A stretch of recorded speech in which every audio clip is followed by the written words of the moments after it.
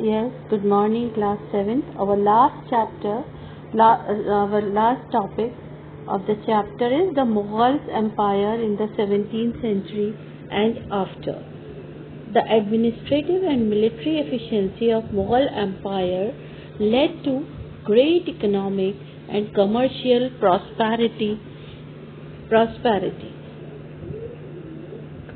जो एडमिनिस्ट्रेटिव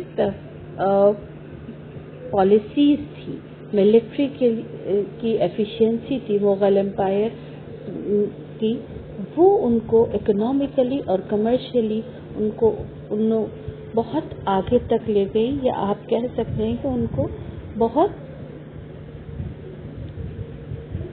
मशहूर थी। यानी उनकी एफिशिएंसी, मिलिट्री एफिशिएंसी और मुग़ल एम्पायर के जो इकोनॉमिक और कमर्शियल एडमिनिस्ट्रेटिव पॉलिसीज थी वो बहुत ज़्यादा मशहूर थी। The Mughal emperors and there mansabdar spend a great deal of their income on salaries and goods. और जो मुग़ल एम्परर्स के मनसबदार थे वो ज़्यादातर वक्त अपना इनकम का ज़्यादा हिस्सा जो थे वो सैलरीज और गुड्स पे खर्च करते थे।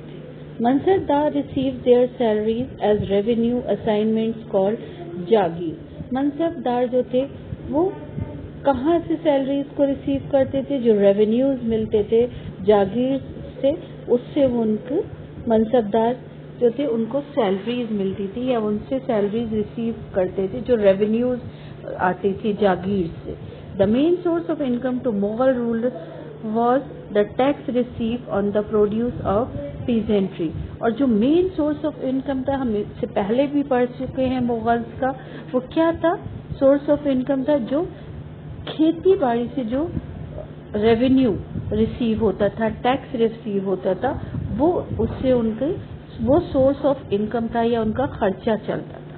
The wealthier peasantry, artisanal groups, the merchants and bankers profited in this economic world। जितने भी पैसे वाले जमींदार थे और जो ग्रुप्स थे उनकी वजह से उन्हें प्रॉफिट भी ज़्यादा मिलता था, क्योंकि उनके पास ज़्यादा ज़मीनें थी, उनका प्रोड्यूस ज़्यादा होता था तो टैक्स भी ज़्यादा होता था। इसी तरह आर्टिसनल ग्रुप्स जो थे, जो बड़े बड़े आर्टिसनल ग्रुप्स थे, मर्चेंट्स थे, बैंकर्स थे, उनसे इकोनॉमिकली ये बहुत प्रॉफिट होता था और वो लोग क्योंकि वेल्दियर पीपल थे। लेकिन जो प्राइमरी प्रोड्यूसर्स थे वो फिर उस वक्त भी गरीबी में रहते थे, जिनके पास ज़्यादा पैसे नहीं थे, ज़्यादा ज़मीनें नहीं थी, तो वो लोग जब भी गरीबी में ही ज़िंदगी गुजारते थे। By the end of the 17th century the authority of Mughal empire declined, which gave rise to many independent provinces like Hyderabad and Awadh। और 17th century के एंड में जो मुग़ल एम्पायर थे वो डिक्लाइन होना शुरू हो गया। क्यों? क्योंकि बहुत सारे प्रोविंसेस थे, स्टेट्स थे जो कि आगे आने लगे, जैसे कि हैदराबाद और अवध। उसकी वजह से जो हमारा मुग़ल एम्पायर था वो डिक्लाइन होना शुरू किया। चलिए एक बार एक क्विक लुक देखते हैं कि हमने क्या पढ़ा इस चैप्टर में। The Mughals were great rulers। They created a huge empire from the later half of the 16th century। They expanded their kingdom from Agra and Delhi until in the 17th century they controlled nearly all subcontinent। Mughal जो थे, जो बहुत ही great rulers थे 16th century के उन्होंने अपनी kingdoms को बहुत आगे तक बढ़ाया, बहुत फैलाया, आगरा से दिल्ली तक 17th सेंचुरी में, बल्कि 17th सेंचुरी तक आते आते उन्होंने तकरीबन पूरे सब कॉन्टिनेंट पे कंट्रोल कर लिया था। मुग़ल वर descendants of to great lineages of rulers from there mother side. They were descendants of जंगीज Khan, ruler of the Mongol tribes, China and central Asia from their father side. Yes, Mughal जो थे वो दो बहुत बड़े खानदानों का एक आप कह सकते हैं कि दो बड़े खानदानों से मिलकर बने थे। उनकी मदर की साइड से जो कि जंगीज खान से था वो मंगोल थे, انہوں نے چائنا اور سینٹرل ایشیا پہ رول کیا تھا. لیکن from their father side they were the successors of Timur, the ruler of Iran, Iraq and modern day Turkey. اور فادر کے سائڈ سے بھی وہ بہت بڑے رولرز کے بیٹے تھے، یا کہہ سکتے ہیں جو انہوں نے کہ تیمور کو جو کہ ایران کے تھے ان کو سکسیسر تھے، ایران پہ حکومت کرتے تھے، عراق پہ کرتے تھے، اور جو ہم آج جس جگہ کو ٹرکی کہتے ہیں وہ بھی انہی کے انڈر آتا تھا. جبکہ مغلز ور پراؤڈ آف تیموریڈ اینسیسٹری، اور مغلز اپنے آپ کو پرانے اینسیسٹری کا پہ پراؤڈ کرتے تھے، یعنی اپنے خاندان پہ انہیں بہت پراؤڈ تھا کہ وہ دونوں سائڈ سے، مدر کی سائڈ سے بھی اور فادر کے سائڈ سے بھی بہت اچھے اور بڑے رولرز کی طرف سے آئے تھے. Babur was the first Mughal emperor. He became the ruler of Delhi by defeating Ibrahim Lodhi at Panipat ان 1526. بابر جو تھا فرسٹ مغل ایمپرر تھے جنہوں نے دہلی کو پہ رول کیا تھا. اور انہوں نے دہلی پہ رول کب کیا تھا؟ انہوں نے 1526 میں ابراہیم لودھی کو پانی پت میں ہرا کر دہلی کو کیپچر کیا تھا اور وہاں پہ اپنی ڈائنیسٹی کو اسٹیبلش کیا تھا. He also established his control over Agra, اور انہوں نے جبھی آگرہ پہ بھی کنٹرول کیا تھا. But he could not rule for a long time after his death. In 1530 his son Humayun became the second Mughal emperor. لیکن وہ بہت زیادہ دن تک حکومت نہیں کر پائے تھے. 1526 میں انہوں نے حکومت شروع کی تھی اور 1530 میں ان کی ڈیتھ ہو گئی تھی، اور ان کی ڈیتھ کے بعد ان کے جو بیٹے ہمایوں تھے وہ سیکنڈ مغل ایمپرر تھے. Sher Khan defeated Humayun at Chausa in 1539 and Kannauj in 1540 forcing him to flee Iran. Sher Khan جو تھے، شیر خان نے ہمایوں کو 1539 میں چوسا میں ہرایا اور اس کے بعد 1540 میں قنوج میں ہرایا اور ان کو فورس کیا انڈیا سے باہر جانے پہ، اور وہ انڈیا کو چھوڑ کے واپس ایران چلے گئے تھے. He recaptured Delhi in 1555 with the help of Safarid Shah but died soon afterward. اور لیکن وہ 1540 میں ایران واپس چلے گئے تھے، لیکن وہ پھر واپس آئے 1555 میں، اور سفرید شاہ کی مدد سے انہوں نے دوبارہ سے دہلی کو کیپچر کیا، اور لیکن ان کی جلدی ہی ڈیتھ ہو گئی تھی. اس کے بعد اکبر became the emperor of Delhi at the age of 13. ان کے بعد اکبر جو کہ صرف 13 ایئرس کے تھے انہوں نے دہلی پہ راج کیا. He was very competent and soon began to handle their entire empire.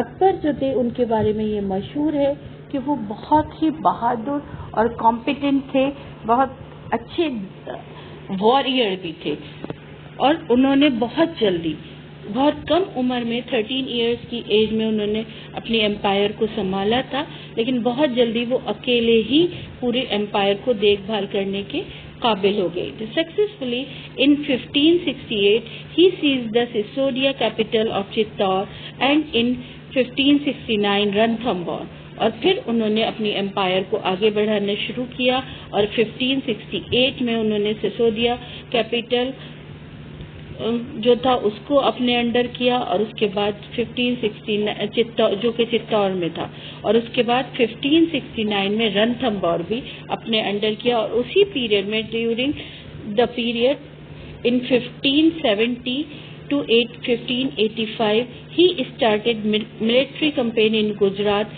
which was followed by campaign in the east in Bihar, Bengal and Orissa during the period of 1585 to 1605 to Akbar expand his empire. اور دھیرے دھیرے انہوں نے گجرات پہ، بہار پہ، بنگال پہ اور اڑیسہ پہ انہوں نے اپنی حکومت قائم کرنا شروع کر دی تھی. ڈیورنگ دا پیریڈ 1585 to 1605 اکبر نے اپنی امپائر کو بہت زیادہ ایکسپینڈ کر لیا تھا. ان کی ڈیتھ کے بعد جہانگیر بیکیم دا ایمپرر ان 1605 میں. اس کے بعد جہانگیر جو تھے 1605 میں وہ انہوں نے بادشاہت سنبھالی. He continued the military campaign started by Akbar, اور انہوں نے بھی اپنی حکومت کو ایکسپینڈ جس طرح سے اکبر نے کیا تھا اسی طرح انہوں نے بھی اپنی حکومت کو آگے بڑھانا شروع کیا, یعنی اپنے ایکسپینڈ کرنا شروع کیا. After Jahangir Shah Jahan took the control of the Mughal empire, he continued Mughal campaigns in the Deccan. Jahangir کے بعد شاہ جہاں آئے, انہوں نے بھی اپنی امپائر کو کافی ایکسپینڈ کیا ڈیکن کی طرف. اورنگزیب's reign ranges from 1658 to 1707. His campaign against Maratha chieftain Shivaji was very important. Initially, Aurangzeb got success, but soon Shivaji declared himself an independent king after being insulted by Aurangzeb. He also resumed his campaigns against the Mughals.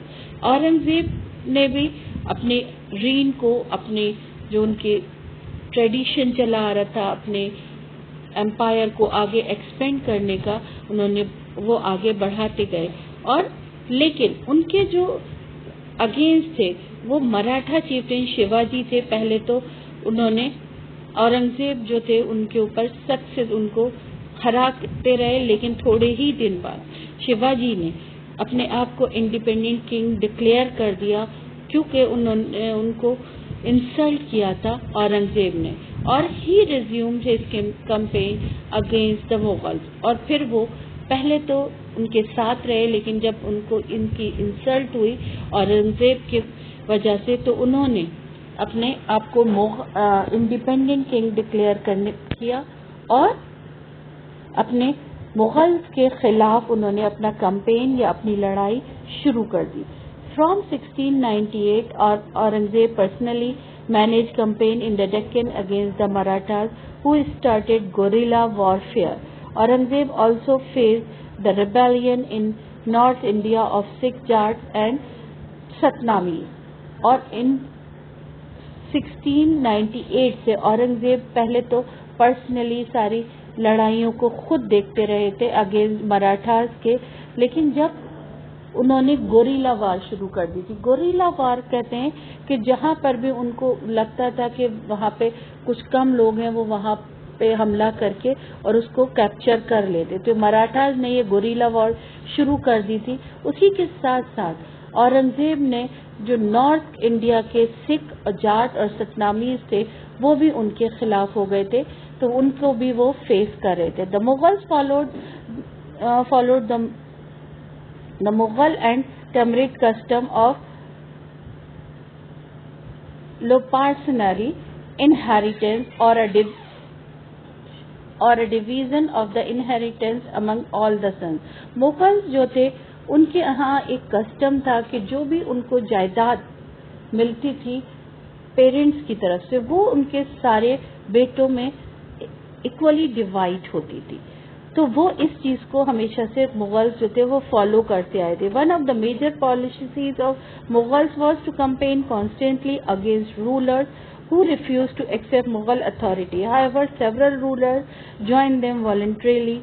Many Rajputs married their daughters into Mughal families to gain high position, but at the same time there were many Rajputs such as the Sisodia Rajputs who resisted the Mughal authority. ایک بہت ہی مغلز کی one of the major policies of Mughals was to campaign constantly against rulers who refused to accept Mughal authority. Mughal کی ایک policy تھی کہ جو لوگ ان کے خلاف جاتے تھے یا ان کو ایکسیپٹ ان کی پاور کو ایکسیپٹ نہیں کرتے تھے وہ ان کے خلاف ان کمپین شروع کر دیتے تھے, ان پہ حملہ کر دیتے تھے.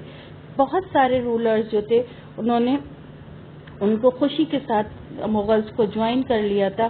اس میں بہت سارے راجپوت بھی تھے. راجپوت جو تھے انہوں نے اپنی بیٹیوں کی شادی مغل خاندانوں میں بھی کی تھی اور بہت ہائی پوزیشن گین کی تھی. لیکن کچھ ایسے راجپوت بھی تھے جو کو اچھا نہیں سمجھتے تھے. ان میں کون سے تھے؟ سسودیا راجپوت جو تھے وہ اس چیز کو اچھا نہیں سمجھتے تھے اور وہ ان مغلز کی اتھارٹی کو بھی ایکسیپٹ نہیں کرتے تھے. The Mughal Empire was expanding to the different regions. Hence, the Mughal recruited diverse bodies of people. Those who joined Mughal service were enrolled as mansabdar. These mansabdars held a mansab, meaning a position or rank. Rank and salary of the mansabdar were determined by the numeral value called zat.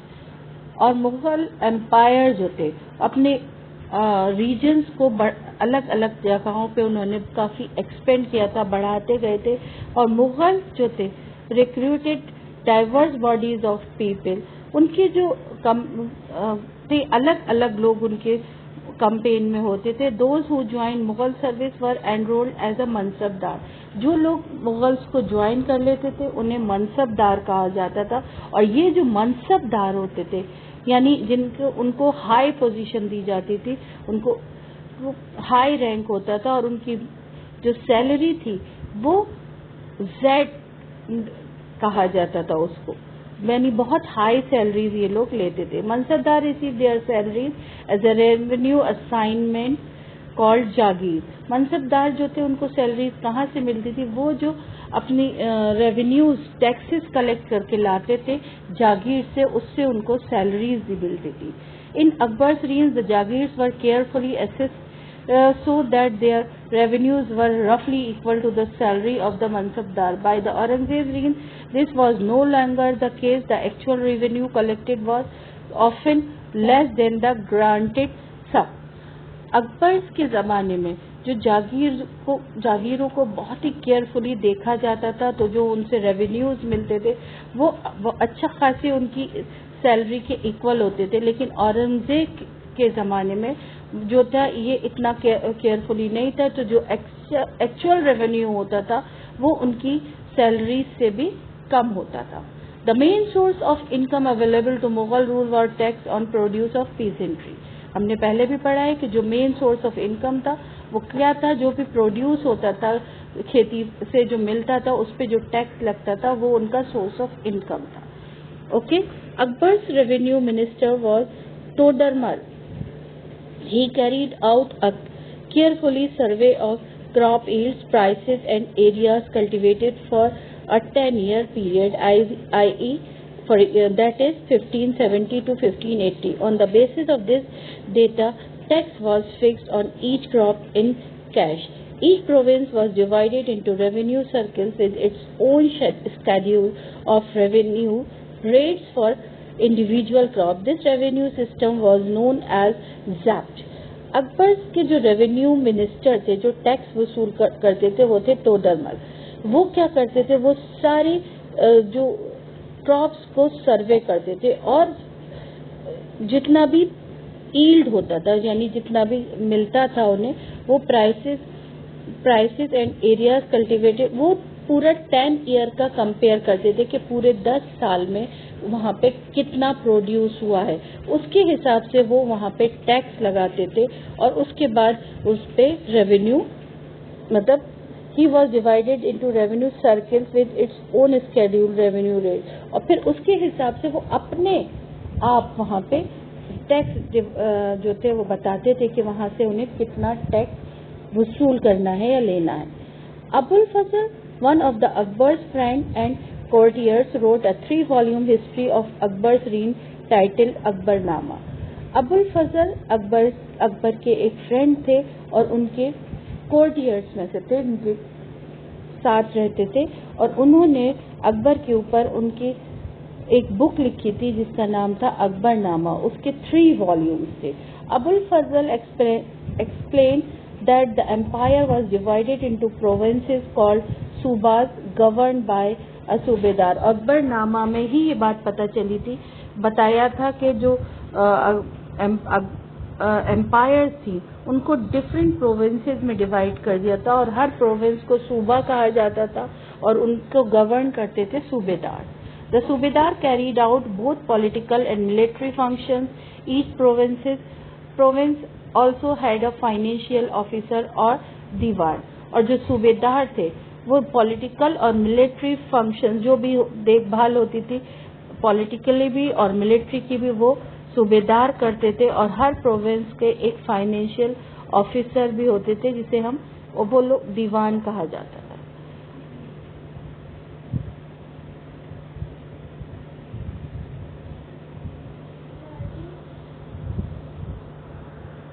Yes, that's all for today. I think it is clear